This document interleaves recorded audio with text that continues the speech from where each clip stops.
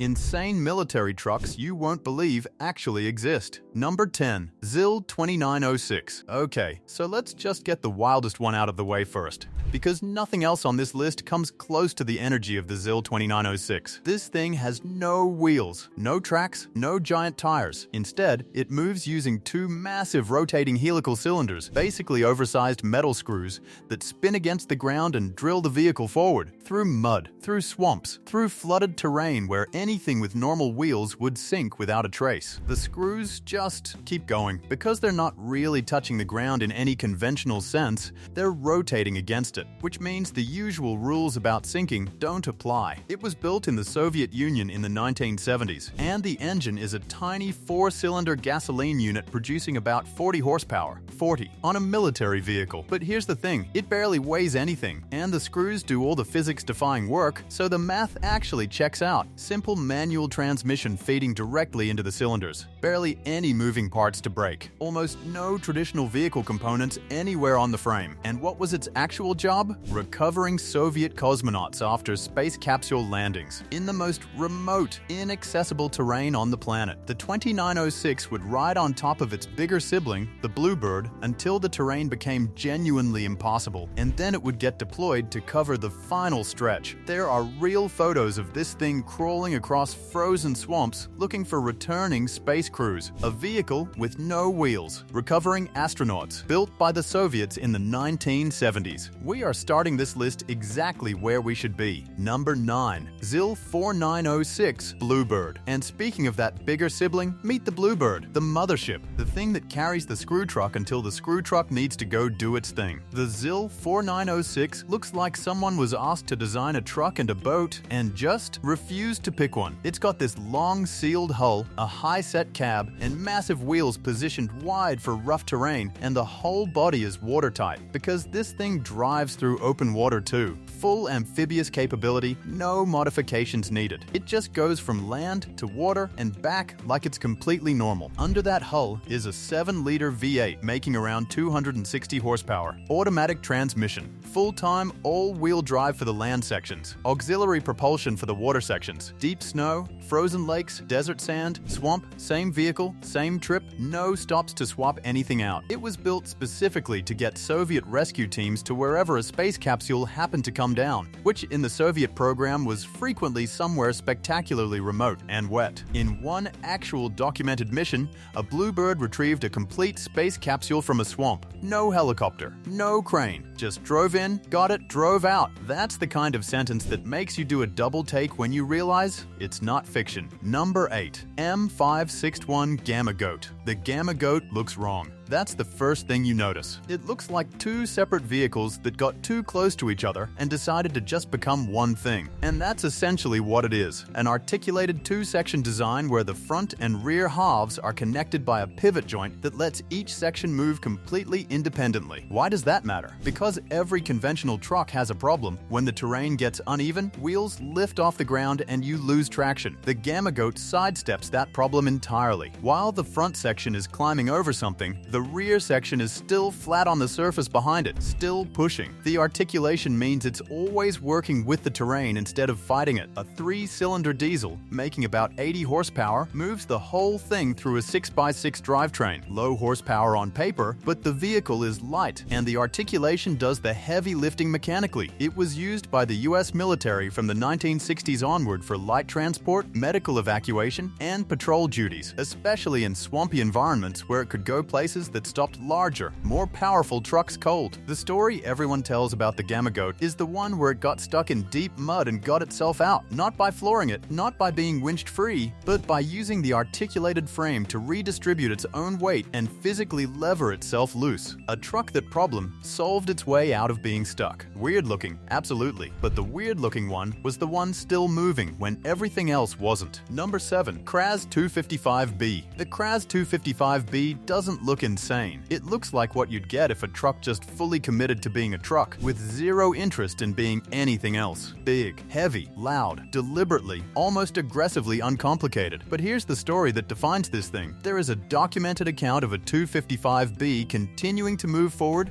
with two of its wheels completely buried in deep mud. Not spinning, not partially submerged, buried, and the truck kept going. It was built in the Soviet Union in the late 1960s for one specific nightmare scenario, operating in Siberia, where the temperatures hit brutal sub-zero levels, the mud is deep enough to swallow vehicles whole, and there's essentially no infrastructure to fall back on if something goes wrong. So they built a 14-liter V8 with massive low-end torque, oversized low-pressure tires that spread weight across soft ground instead of punching through it, and a reinforced drivetrain that was basically designed to be indestructible. 5-speed manual transmission. Full-time all-wheel drive. Nothing fancy. Nothing that requires a specialist to fix. It hauled rockets, ammunition, fuel, and mobile missile systems through terrain where logistics were genuinely considered impossible. During the Soviet-Afghan War, it became legendary for reaching mountain paths that stopped other vehicles completely. And when the military was done with them, decommissioned units went straight into mining and logging operations in Central Asia, where many are reportedly still running today, decades later, with minimal maintenance. A truck that keeps working long after the scenario it was built for has ended is the definition of overbuilt. The Kraz 255B is that truck. Number 6. Tatra 813 Coloss. The name means giant in Czech, and the Tatra 813 doesn't exactly argue with that. 8 driven wheels, an air-cooled V12 with over 14 liters of displacement, a chassis design so unconventional that engineers from other countries would show up to Tatra demonstrations specifically to understand how it worked. Here's the Tatra secret: the central backbone chassis. Instead of a conventional rigid frame, the 8.3 runs a central spine tube the full length of the vehicle. Every axle connects to that spine independently. What that means in practice is that the truck can twist. The frame absorbs uneven terrain by flexing torsionally, which keeps all 8 wheels in contact with the ground simultaneously, regardless of how broken the surface underneath gets. On terrain where a rigid frame truck is losing traction because wheels are lifting, the Coloss is still gripping everywhere. The air-cooled V12 is worth a pause too. No radiator, no coolant, no liquid cooling system to puncture, leak, or fail in field conditions. That kind of simplicity in a combat environment where vehicles take damage and maintenance windows are short is a genuine tactical advantage that doesn't show up in horsepower numbers. It towed artillery, rocket launcher systems, and heavy equipment through mountainous terrain that defeated other trucks regularly. But the demonstration that really made people sit up was when a single Tatra 813 towed 2 fully stuck trucks out of a waterlogged field at the same time. Not one after the other, both at once. The truck doing a rescue mission for 2 other trucks simultaneously. That's not a spec sheet achievement, that's a personality statement. Number 5. Oshkosh HEMTT M983 M984. America's answer to what do you call when the tanks get stuck is the Oshkosh HEMTT, and specifically the M984 variant, which is the recovery version. Its entire reason for existing is to go into situations where things have already gone very wrong and drag them back out. A turbocharged V8 diesel with over 12 liters of displacement makes around 500 horsepower through a reinforced automatic transmission and an 8x8 drivetrain. Independent suspension across all 8 corners. Oversized tires. A cab that seats 6 and includes air conditioning, environmental filtration for contaminated zones, and light blast protection. Because the truck that recovers armor sometimes ends up in the same place the armor got hit. The M984's defining moment, captured in documented military records, was recovering 2 armored vehicles simultaneously from flooded terrain in a single operation, not sequentially, at the same time. It drove into a situation that had already defeated multiple vehicles, attached to both, and pulled them out together. That's the kind of performance that makes other truck manufacturers quietly close their laptops. And beyond the dramatic moments, the HEMTT's daily value in Iraq and Afghanistan was keeping armored units mobile across long distances without destroying tank tracks. Moving an Abrams across urban rubble on its own tracks causes serious wear. Load it on the HEMTT and it arrives combat ready on the other end. the unglamorous logistics work that kept the whole operation functional. Allied militaries adopted it specifically because it worked everywhere without complaint, which in military procurement is a rarer quality than people realize. Number 4. Volvo C303 Laplander. Sweden looked at military truck design, looked at what everyone else was doing, and basically said, yeah, we're going to need something completely different up here. The Laplander is compact, tall, and narrow, which goes against basically every instinct about what a serious off-road military vehicle should look like. First time you see one, it genuinely looks like a prototype that never got finished. Then, you watch it climb something that stopped a full-size military truck, and the conversation changes pretty quickly. The trick is portal axles, a system that raises the drivetrain above the wheel centerline, giving the vehicle ground clearance that goes well beyond what tire size alone can provide. Combine that with independent suspension and long shock travel that lets the vehicle flex dramatically without destabilizing. And you've got a truck that can navigate rocky terrain and steep inclines with a composure that has no business existing in something this small. Permanent four-wheel drive, a transfer case for low range control, a 2.9-liter inline-six tuned for low-end torque rather than outright power, because in deep snow and mountain trails, smooth, consistent pull matters infinitely more than peak horsepower. The documented mission that made people take the Laplander seriously involved crossing over 90 miles of fresh snow in northern Norway with zero trails and zero support, carrying scientific equipment sensitive enough that it couldn't be transported any other way. No failures, no extractions, just arrived, delivered, came back. Sweden used it extensively across Nordic terrain, and it built a cult following among civilian expedition operators once military units started being decommissioned. The truck that looked like it shouldn't work, consistently being the one that did. Number 3. MAN SX45. Germany's contribution to this list is not the flashiest entry, and it knows it. The MAN SX45 doesn't have a mythological origin story or a jaw-dropping party trick. What it has is the kind of thorough, considered engineering that makes everything else around it work better, which in military logistics is often worth more than any headline performance number. A 12-liter inline-six making around 440 horsepower, automatic transmission, full-time all-wheel drive, independent suspension on all axles that keeps the load stable even when the terrain underneath it isn't cooperating. The system compensates in real time, distributes load across wheels, and keeps the truck controllable in conditions where rigid setups would be wrestling the steering wheel. High cab, optionally armored, integrating communications equipment and navigation systems that make it a mobile command node as much as a transport. The detail that captures the SX45's character best is this: it can be loaded onto a C-17 Globemaster aircraft without full disassembly and air deployed to remote operational areas. The same truck that holds artillery and field hospital modules also fits in a cargo plane and can be operational somewhere completely different within hours. That range of capability from a single platform is genuinely hard to design for and harder to execute. In NATO exercises, it performed flawlessly across snow, mud, and gravel in the same deployment. Allied militaries chose it partly for performance and partly because its standardized components keep long-term maintenance costs at a level that actually fits operational budgets. Unglamorous? A bit. Quietly indispensable? Completely. Number 2. Borgward B2000 AO. Here's the one that genuinely surprises people, because on paper, the Borgward B2000 AO has no business being on this list. A 2.3-liter four-cylinder making 82 horsepower, basic leaf spring suspension, four-wheel drive with a low-range transfer case. Nothing exotic, nothing experimental, nothing that would get a second look at a truck show. And yet, when a B2000 successfully crossed a swampy area that had already swallowed newer, more powerful trucks with far more impressive specs, nobody who saw it forgot. The bigger, heavier, more technologically advanced trucks were stuck. The small, simple West German truck from the 1950s drove through. Didn't struggle, didn't need pulling out, just crossed and kept going. Built during West Germany's post-war military rebuilding period, the B2000 was engineered around priorities that the flashier entries on this list sometimes sacrifice: simplicity, field repairability, and long-term durability under sustained use. No complex systems to fail in environments where specialists are unavailable. No electronics to short out in rain and mud. Mechanical issues get fixed with the tools on the truck and the knowledge in the crew's heads. That philosophy keeps vehicles operational through extended deployments when more sophisticated machines are sitting idle. After military service ended, these went straight to farmers and forestry operators who valued exactly the same qualities the Army did. And and a lot of them are still working today. The truck that wasn't supposed to be impressive, consistently doing the thing the impressive trucks couldn't. Number 1. Dodge M37 Power Wagon. And we close this list with the truck that earned its reputation the old-fashioned way, by being the one people actually trusted when it mattered. The Dodge M37 Power Wagon launched in the 1950s, and the numbers are modest by every standard on this list. A 3.8-liter inline-six, about 110 horsepower, 4-speed manual transmission, full-time 4-wheel drive, reinforced leaf springs. The design is unmistakably 1950s American military. Round headlights, tall hood, wide fenders, straight body lines that never once asked whether they looked cool. The dashboard gives you the gauges you need. The engine sounds like diesel doing its job without drama. That's it. But here's what the M37 actually did. It climbed steep grades in remote terrain, hauled military equipment across environments that punished complexity, kept running through conditions that stopped more sophisticated trucks, and could be repaired in the field with basic tools and parts that were available everywhere. That combination, capable enough, simple enough, reliable enough, is what made it the backbone of American military logistics across patrol duties, troop transport, and remote area operations for years. A restored M37 that traveled over 600 miles across muddy terrain without a single mechanical failure isn't a remarkable story about one exceptional truck. It's just a normal Tuesday for a power wagon. Collectors and off-road enthusiasts run these hard to this day, which is honestly the most credible performance review any vehicle can ever receive. Not what the spec sheet says, not what it did in a controlled test. The fact that people who know trucks keep choosing to drive them decades after production ended. After everything on this list, screws instead of wheels, articulated tube body designs, nuclear missile transporters, Soviet cosmonaut recovery rigs, the truck that closes it out is the one that was never trying to be insane. It was just trying to be reliable, and it was so good at that for so long that it ended up on a list of the most remarkable machines ever built anyway. Alright, so which one actually broke your brain? The screw truck with no wheels? The cosmonaut rescue boat truck? Or the old Dodge that just refuses to stop? Drop it in the comments, I genuinely want to know.